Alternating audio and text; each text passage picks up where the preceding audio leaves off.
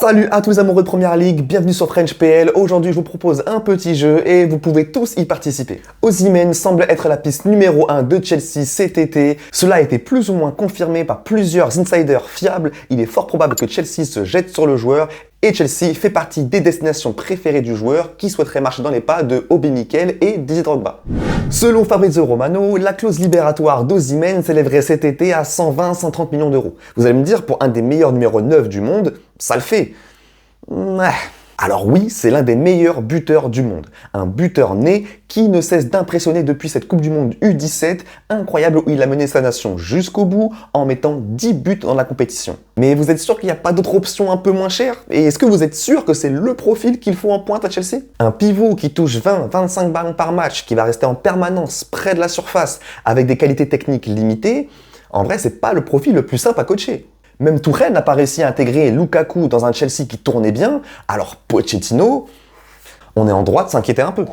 J'aimerais vous proposer une alternative, un profil un peu différent, et dans cette vidéo, je vais comparer mon alternative à Osimhen, sans vous dire qui est le joueur. C'est à vous de me dire en commentaire la minute de la vidéo à laquelle vous avez deviné qui il est. Mon premier indice, c'est que ce joueur n'est pas impossible à aller chercher, mais ce sera pas simple quoi qu'il en soit. J'en dis pas plus pour l'instant, on démarre l'analyse comparative. Et si j'en suis arrivé à chercher une alternative à Osimhen, c'est parce que l'attaquant nigérian n'est pas parfait. On va le mettre en face de mon alternative pour voir s'il a plus de qualité. On va notamment regarder les 4 points suivants. Allez, on commence avec le jeu sans ballon et comme vous le savez sûrement, Osimhen c'est vraiment un top joueur par rapport à ça. C'est difficile de nommer un numéro 9 qui presse mieux, en tout cas avec autant d'intensité que Osimhen. Mais sur ça, mon alternative n'est vraiment pas en reste. Comme vous pouvez le voir dans les chiffres, les amis, on a des chiffres qui sont plus ou moins similaires et il y a beaucoup de catégories où notamment mon alternative est meilleure, notamment sur les balles contrées et les passes bloquées. Grosso modo, ça se vaut. Que ce soit Osimhen ou mon alternative, ce joueur sera capable d'apporter l'énergie nécessaire à un bon pressing organisé. Donc 2 pouces verts pour ces deux joueurs-là dans cette catégorie. On passe maintenant à l'aspect technique. Et là les amis, c'est là où ça va coincer pour un des deux joueurs. Victor Osimhen n'est vraiment pas le joueur technique par excellence. On peut le voir comparé à mon alternative, il est moins performant dans quasiment toutes les catégories de passes. Donc déjà dans le link play, dans la combinaison, mon alternative se rapproche du profil de Jackson, un joueur assez technique, capable de décrocher pour créer des décalages et des espaces, capable de recevoir le ballon aussi dans des espaces un peu réduits et de s'en sortir grâce à une bonne qualité de dribble. Avec le dribble, et là encore une fois, on peut voir qu'il y a un écart entre les deux, puisqu'en pourcentage de dribble réussi, on peut voir 50% pour mon alternative et 34% pour Osimhen. On le sait, Osimhen n'est pas un joueur dribbleur, c'est un joueur qui a besoin d'espace pour s'exprimer. On peut voir qu'il y a un peu plus de perte de balle pour Osimhen, un peu moins de progression avec le ballon et tout. Donc voilà, grosso modo, tout ça, ça me fait dire quoi? On est sur deux profils différents. Comme je l'ai dit, Osimhen, c'est un pivot. Et moi, je me pose la question, quand tu as des joueurs comme Nkunku et Palmer qui vont jouer avec ce numéro 9-là, est-ce que le profil technique, c'est pas mieux qu'un profil pivot? Parce que pour moi, un joueur comme Palmer et Nkunku, c'est des joueurs qui sont capables de marquer, de vraiment marquer des buts et de faire des saisons à plus de 15 buts tous les ans en fait.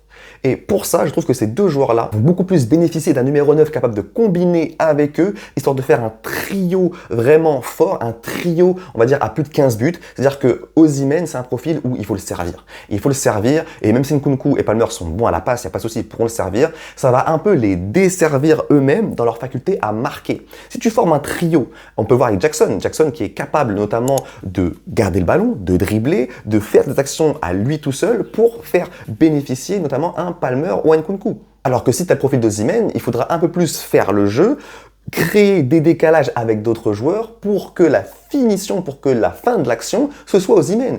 Osimhen, c'est beaucoup moins un joueur, on l'a vu avec les stats techniques notamment, qui est capable de participer au jeu pour que les autres puissent marquer. Donc c'est une question que je me pose, quel est le meilleur profil pour jouer avec Nkunku et Palmer notamment? Mais vous l'aurez compris, au niveau technique, c'est un pouce rouge pour Osimhen et un pouce vert pour mon alternative. On passe à la finition et là, on passe à quand même 2 cracks au niveau de la finition. Osimhen, on le sait très bien, il y a 3,6 tirs par 90 minutes. C'est vraiment beaucoup. On le sait, Osimhen, c'est un joueur qui, quand il reçoit le ballon, cherche à tirer et il cherche tellement à tirer que des fois, il tente des tirs un peu compliqués.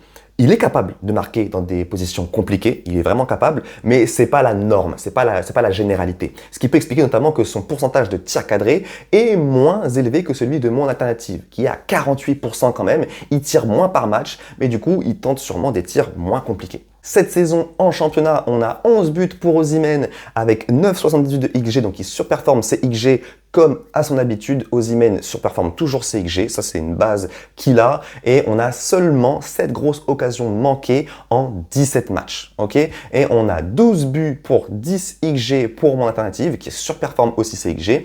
Par contre, on a 12 grosses occasions manquées en 20 matchs, c'est beaucoup, mais toujours un peu moins que Jackson qui est déjà à 15 cette saison. Donc la finition, c'est 2 pouces verts pour les deux, pas de souci. On finit avec le jeu aérien.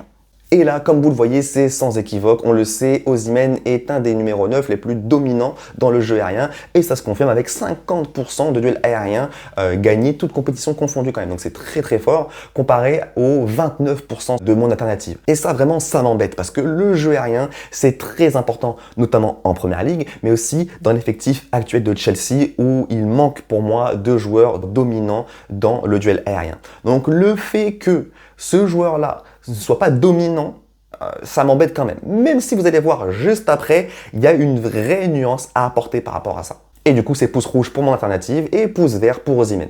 Je finis cette analyse avec le site DataMB qui nous montre que notre ami le contender donc a pas mal de qualités à faire valoir par rapport à Osimhen cette saison. Hormis les duels aériens où le Nigérian est largement supérieur, ce tableau nous montre que mon alternative participe plus et mieux au jeu et c'est vraiment la principale différence entre les deux au niveau du profil. Comme le confirme leur hitmap d'ailleurs. L'alternative décroche beaucoup plus comme le fait un Jackson. Il est capable de venir combiner loin de la surface pour créer des décalages et des espaces. Et ça, je pense que c'est très intéressant, comme on l'a dit avant, quand tu sais qu'il va jouer avec des joueurs comme Nkunku et Palmer qui sont vraiment capables de marquer et de tirer profit de ces décalages et ces espaces créés. Et là, j'ouvre la porte à un sujet un peu plus large puisque je parle de l'animation offensive de Chelsea. Quel type de neuf il faut pour cet effectif? D'un côté, on peut dire que le profil le plus complémentaire avec Jackson, c'est Osimhen, parce que le profil de mon alternative, c'est plus ou moins Jackson, un attaquant qui décroche, participe au jeu, doué techniquement, capable de dribbler, mais pas dominant dans les airs. Avec Osimhen, tu as le choix de mettre soit ce profil, soit un attaquant qui pèse sur les défenses, qui pèse dans le jeu aérien, offensivement et défensivement, très important, mais moins bon techniquement. Au final, c'est quoi le mieux? Avoir deux profils différents, ce qui peut aussi t'obliger à t'adapter quand l'un des deux est pas là. Parce qu'au final, si tu es habitué à développer un jeu avec Osimhen et qu'il n'est pas là et que tu as Jackson, le jeu est différent parce que Jackson, c'est pas un pivot comme Osimhen. Ou alors, avoir deux profils similaires, ce qui te permet de développer les mêmes idées de jeu, peu importe le joueur sur le terrain. Surtout que là, je vais sortir un peu mon joker, parce que mon alternative, je pense qu'elle peut vraiment devenir plus que correcte dans le jeu aérien, les amis. Parce que quand je vais vous dire sa taille, vous allez me dire que je vous ai menti sur ses stats de jeu aérien. Parce que ouais, le mec il fait 1m90, et c'est pour ça que j'ai vraiment espoir qu'il s'améliore dans ce domaine-là, parce que la taille c'est déjà primordial, c'est une base. Le timing et la solidité dans les duels aériens, à la limite ça peut se bosser. Et ce qui me rend optimiste aussi, c'est que ce joueur dont on parle, l'année dernière, en championnat, il remportait 45% de ses duels aériens, en Première Ligue. Et oui, là, je commence à balancer beaucoup d'indices, donc je pense que la plupart d'entre vous, peut-être vous l'avez trouvé. Et je vais désormais vous dévoiler qui est ce joueur, les amis. C'est évidemment Alexander Isak. Actuellement, il n'y a aucune rumeur d'intérêt de Chelsea pour ce joueur. Mais c'est pas impossible que les Blues finissent par penser à lui, pour deux raisons. Déjà, comment ça va se passer avec Osimhen, on ne sait pas.